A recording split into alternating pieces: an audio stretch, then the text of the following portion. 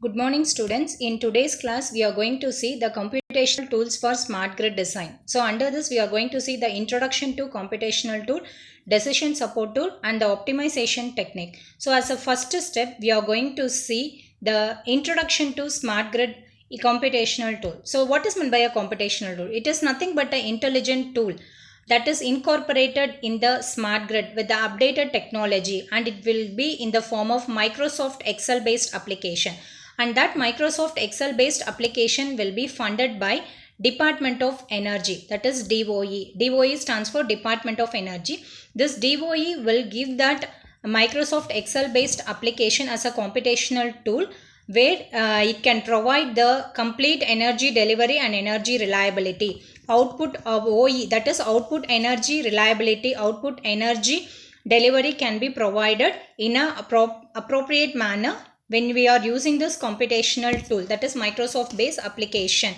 And also this computational tools is developed by the Navigating Consultancy. It is not only the government can develop the computational tool, even the other people who are installing the grid, so they are also having the capacity to provide the tool. They can also provide the tool, but until unless they have the proper license for the installed grid.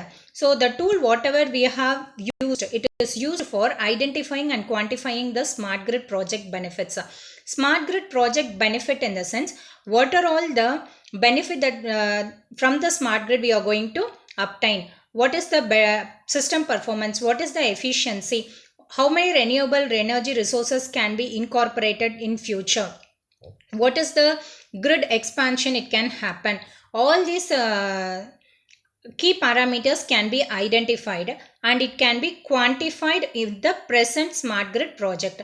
And also the smart grid computational tool employed, whatever tools we are going to employ it in the smart grid, it is going to be employed with the updated technology. And also the benefit whatever we are going to obtain it from this computational tool will have the analysis and methodology that your DOE, that is your Department of Energy, will evaluate the updated record and they will verify it, because though we have the license and though we are going to develop the product, develop the tool, it is not that we only are the authorized person to make the product, make the tool as a standard one. So for this we need to take the guidance from Department of Energy, so that the Department of Energy people will evaluate the analysis and the methodology whatever we have incorporated in the computational tool, and they will be giving the report. So based on the report we will be like we can think whether we are going to evaluate, whether we are eligible for the upgradation technology, whether we are going for the assessment technology. So anything can be like whether we can incorporate the future trends in the present implemented concept. So all these things can be done after once the Department of Energy people has given the report. So this Department of Energy people will use this to evaluate the Recovery Act smart grid projects. And also when you are designing, when you are implementing the computational tool, the some computational tool that has been implemented in smart grid will characterize the smart grid projects. How it will be characterized in the sense, by identifying the technology. So what is the technology installed in the present condition, and identifying the technology's function. So what is the technology incorporated and what is the function that is going to be that is supporting this particular technology. So all these things can be identified with the present characterizers of your smart grid computational tool. And also based on this characterization tool, whatever tools we are going to implement it, it is an intelligent tool, and based on this tool characterization it is possible for us to identify the system reliability, economic, environmental and security benefits that is offered by the smart grid projects. And also the smart grid computational tool guide the user in entering the data for calculating the monetary value. So if people has been installed a smart grid, then their system performance and their efficiency can be calculated only when they update the data to the Department of Energy people in the form of Excel sheet, which is given as a computational tool. Then the tool will prepare a graph and it will summarize the cost, benefit, what are all the advantages the present grid is having, how far it could be improved. So all these data can be given from the Department of Energy people to the person who has been installed that smart grid. This could be useful to evaluate the recovery act of your smart grid project. First, as an introduction part, we should understand what are the tools that are sufficient for modeling and accounting the adequate model of the system. So what type of architecture we have been used, whether we have used the DOE architecture or we have used the intelligent grid architecture, what are the different types of renewable energy resources available, what is its frequency of variability, and what is its frequency of randomness that the load is going to utilize the power from the renewable energy source. So before we write an algorithm in by using an intelligent tool, we should know all these factors. The second factor what we can do is, after identifying all this factor, we should identify the tool, which tool can support all this variability, randomness of your renewable energy resources, then model, architecture model, and how it can manage the stochasticity and randomness in the particular system. Next, we should understand whether the tool addresses the predictivity and anticipatory nature of the problems encountered. So all these questions has to be answered before we design a computational tool for the smart grid projects. Now, when you are considering here, there is a classical optimization tool currently used that cannot handle the adaptability and stochasticity of the smart grid function. We have two tools. One is your analytical tool and another one is your classical optimization tool. So classical optimization tool cannot handle your adaptability and stochasticity of your smart grid functions. So in order to handle this adaptability and stochasticity of your smart grid function, we need to have the different intelligent tool which can support these two characteristics. And also the computational technique will be defined in a platform for assessment, coordination, control, operation and planning of the smart grid under different uncertainties. We know what are the different uncertainties. It could be a inherent nonlinearity or intentional nonlinearity. So based on the nonlinearity that is occurring, we can identify what are all the uncertainties it can happen. It could be either from the mechanical component connector, or it could be the oscillations from your electronic component or electrical component, or it could be from the natural disaster.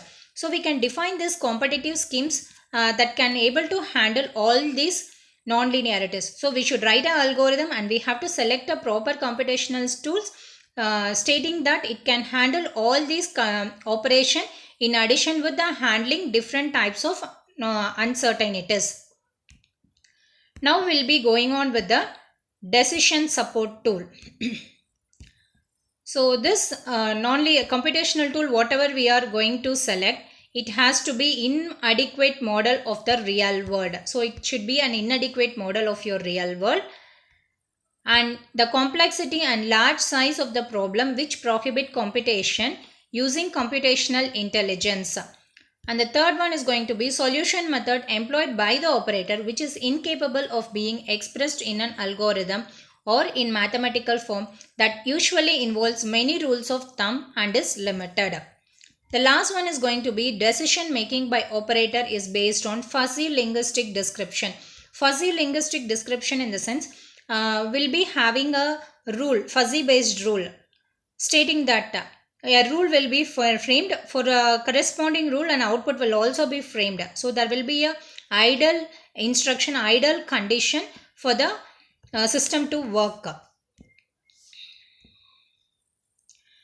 Next is going to be the decision support tool. What is meant by a decision support tool?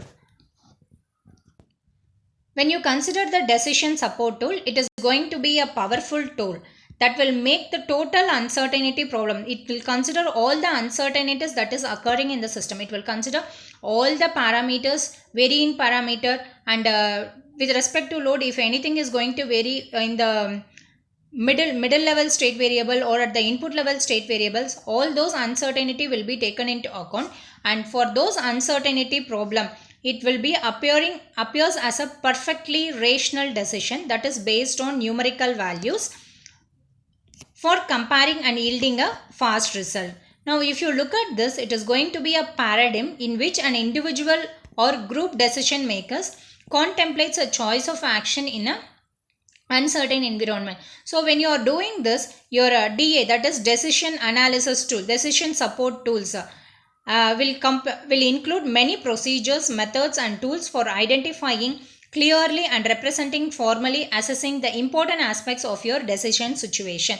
So in this paradigm, it computes the recommended course of action by applying a maximum unexpected utility action to a well-formed representation of the decision. So when you're framing anything, a rule will be framed corresponding to that output will be framed. So a well-formed representation of the decision and translating the formal representation of the decision to its corresponding recommendation into insights for the decision maker. And also we have a multi-decision and also we have a multi-criteria decision analysis, which is nothing but a form of our, you can see it computes the recommended course of action by applying a maximum expected utility action. Well-formed representation corresponding to the decision can be taken, and that formal decision that has been translated the formal decision and its corresponding recommendation into insights for decision maker. And the last one is going to be multi-criteria decision analysis. Multi-criteria decision analysis will support the decision support tool. We have another one, that is analytical hierarchical processing. Both are going to be same. Multi-criteria decision analysis tool and analytical hierarchical processing tool. Both are going to be same. The conflict between these two is your MCDA, that is multi-criteria decision analysis. These conflicts and derives the path to compromise the in a transparent process. Analytical hierarchical process is another form of MCDA. Mostly in all the computational tools, we are following this analytical hierarchical processing in the form of MCDA. The decision support tool will be done with two stages. First one is going to be stage 1. Here it evaluates the monetary value from the profit and loss data and their associated probabilities. Draw the first decision flow tree, which should yield the best decision based on the highest EMV and lowest expected losses. So first we will be identifying the expected monetary value from the profit and loss data, and we will be having, by making all the probabilities, we will be identifying this value.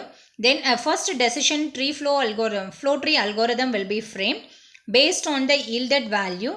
From that, the highest value of EMV with the lowest loss will be taken into account as a best decision. It is stage 1. Under stage 2, you have to consider the possibility of sampling and accurate information and re-evaluate the new value of EMV.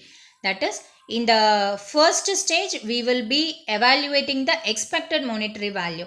Here, we will take the sample and the accurate information.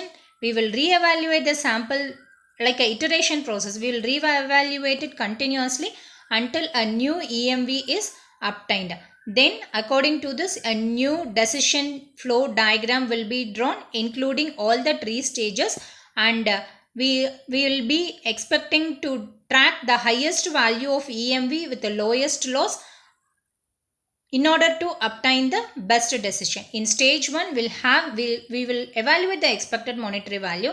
In stage 2, we will have the sample, that is what are all the possibilities available, what are the possible values it could happen.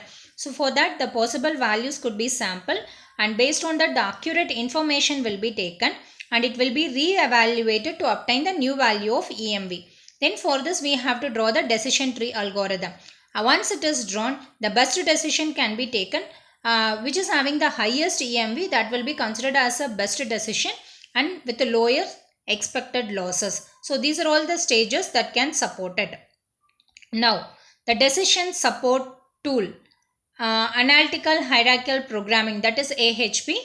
With respect to this, we'll discuss in detail in the next session. Thank you, students.